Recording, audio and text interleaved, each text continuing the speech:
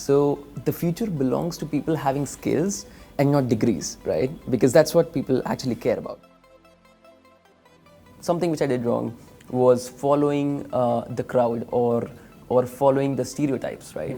I was preparing for IITs. I had this in my mind that I want to do this or something else, but I was just following the path of others. But I would say one of my biggest learnings in the last 5 years has been that the biggest risk you can take is not take any risks. You need to take the fall, right? You need to take the leap of faith and figure out how to survive on the way. So one of my mentors, Dr. Ritesh Malik, he taught me one thing which I always remember: plan with patience, but execute with impatience, right? Execute violently with impatience. What's good, everybody? Another entrepreneurship-based interview. I'm with my brother, Aayush Jaiswal today. So, he's a brother who's completely changing up the way Indians work. He's trying to change the entire occupational world of Indians. And above all, he's giving Indians much bigger pay packages than they've ever seen. Bhai, the top colleges in the country do give good pay packages. And your company, Pesto, is now coming out with pay packages that are even bigger than those. So firstly, bhai, thank you for being on BeerBiceps. Secondly, bahut hi jald se explain what Pesto does and how you all are giving people so much money. Awesome. So we realize that opportunities exist globally, right? But they just don't exist at the right places. So we say that we take opportunities to places where talent exists, right? So as you mentioned that the best colleges do have good opportunities, but that's just like 2,000 students. But there are more than 100,000 engineering students alone, which India, graduates every single year. What about talent which exists in those, 100,000 people? So we came up with this idea where we said that we are going to give free education, no fee upfront education to everyone, and we won't charge them anything if they make less than 15 LPA. We do train them for 3 months, and after training them for 3 months, we place them as remote employees in US tech companies or European tech companies, and we give them those opportunities, right? So they not only get great pay packages, but they also get huge opportunities in terms of learning, in terms of working with better people. So their personal growth curve just spikes. Wow. So basically, your company sets up people's careers. Yes. Okay, and I'm sure that you've changed many people's lives. But again, for me, I feel it boils down to the economics. Okay. So if you're okay with it, how much does an average Pesto alumni earn, like from one of the placements? So currently, based on our previous records, the average placement is around $42,000, which is about 31 lakhs. And the maximum which we have gone is that we just heard this good news yesterday. So one of our graduates who got placed for $47,000, he got a bump in his salary and he'll get $75,000 post-April. Which is how much in rupees? It's somewhere around 60 lakhs or something. Wow. Yeah, 55 to 60. Yeah. Bro, so you've set up this company that gives people these 60 lakhs per annum pay packages. And somewhere I feel for you, you're trying to, I won't say fight, but you're trying to combat the Indian education system.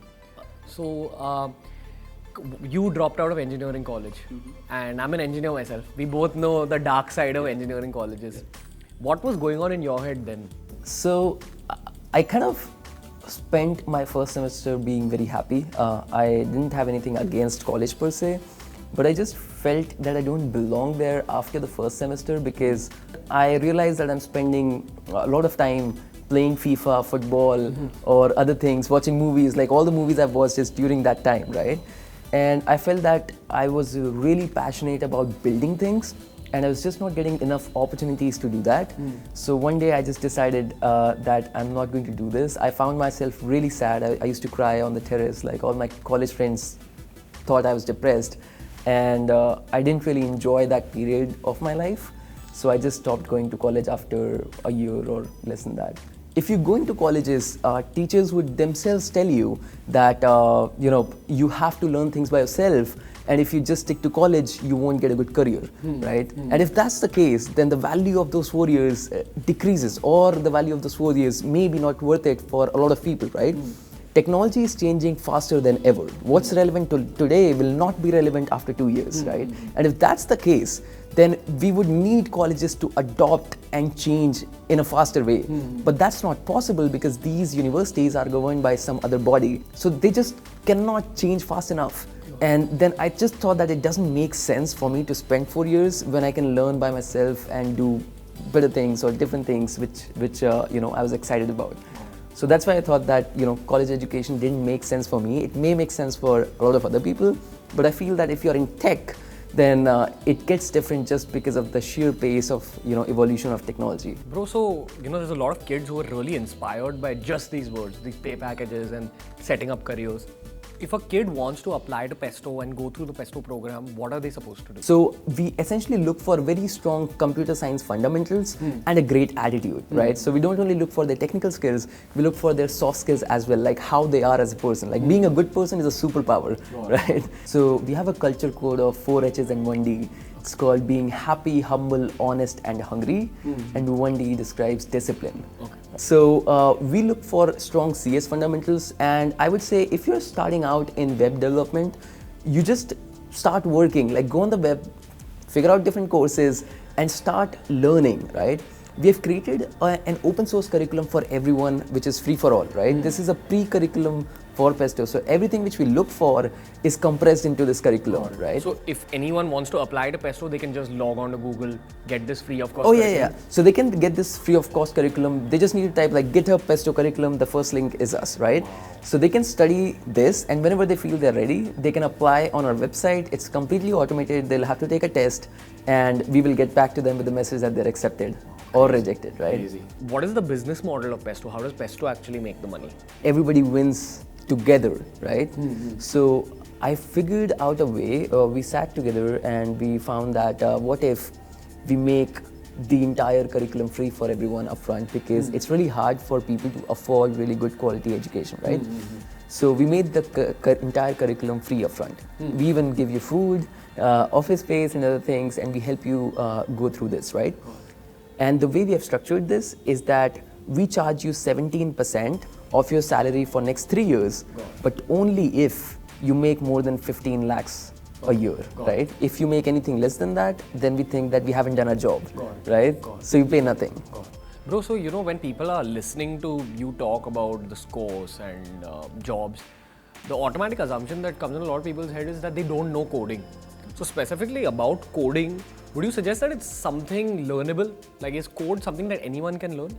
Now, I'll tell you a stat. Most of our graduates, most of the people who have actually been to Pesto, more than 50% of them don't have a CS degree. Wow. And that's fascinating. We found that people who don't actually belong to CS are, they have higher probability of learning how to code because they are more passionate and they are trying harder to learn how to code. Exactly. And the way the education system is evolving, and we believe that it's going to be the future, is that anyone, किसी को भी अगर सीखना है, make Google your best friend, ask Google questions. Your curiosity is directly proportional to your learning speed, right? You can find everything online in the simplest manner possible. If you're just a curious person trying to play around with it, I think you can easily learn how to code. And the second thing I'll mention is that no matter which industry you want to be in, IT is going to change every industry. It's already changing every industry, right? So it's always good for you to know how to code. Bro, so all this is amazing, but I want to take you back to your past again. What happened in your childhood that made you want to become an entrepreneur? I think it was 2008, 7 or 8, when Steve Jobs launched the first iPhone. And I was looking at the Apple launch event, and the way he introduced that phone, that I'm going to launch 3 products today, a web browser, a music device, and a phone. Then he says that again 3 times. And then we realize that is one product. And then I realized the kind of sheer impact that phone is going to have in people's lives. That kind of inspired me a lot, and I decided that I want to become someone like him. And in that instant, around 2007 or 8, I decided that I want to be an entrepreneur. And to be an entrepreneur, I decided that I need to know multiple skills so that I can, lead teams and have a bit broader perspective about what people are working on. And because I was inspired by Steve Jobs, I started with design.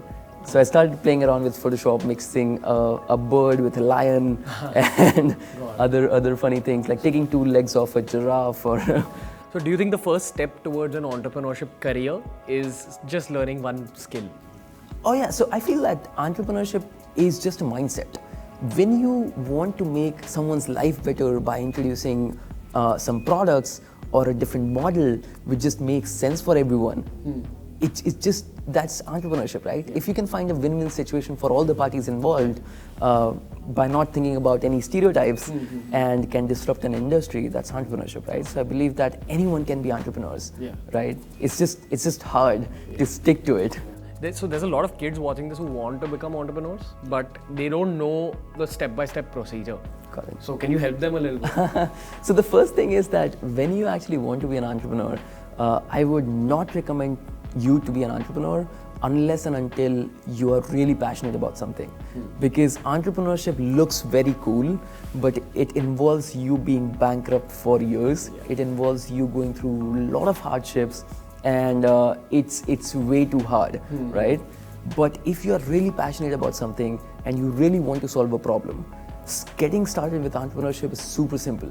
Just go on Google, find resources, learn about how things are done, make Paul Graham's blog your Bible, and there are so much material which Y Combinator has, world's largest accelerator. Go through that and find a mentor. I think that is one thing which a lot of us miss out on. Find a mentor at early stage in your life, and believe me, there are so many people who would want to help you. You just don't realize that, right? Just ping people and they'll help you out. A lot of people say कि यार मेरे को mentor मिल रहा नहीं है and all. I तो feel that you should just work hard. The mentor will come सामने से. Go out looking for someone, but that mentor will walk into your life when the time is right. So I want to ask, sir, all these people who are thinking this, just ask yourself, how many messages have you sent or how many emails have you sent? When I was looking for a mentor when I was 18, like when I was, deciding to drop out of college, I sent more than 100 emails and I pinged pretty much everyone on Facebook, and that did not only get me one mentor, I just got so many people who wanted to help me, and that just helped me in so much ways to shape out my career later. Because someone who's more experienced can always teach you how to walk on that entrepreneurship road. Exactly. Any career road. It's just giving you a direction, right? So direction is always more important than speed. So one of my mentors, Dr. Ritesh Malik, he taught me one thing which I always remember. He says that always plan with patience, but execute with impatience, right? Execute violently with impatience, right? So while planning, you need that patience and experience, right? So a mentor can show you the right path.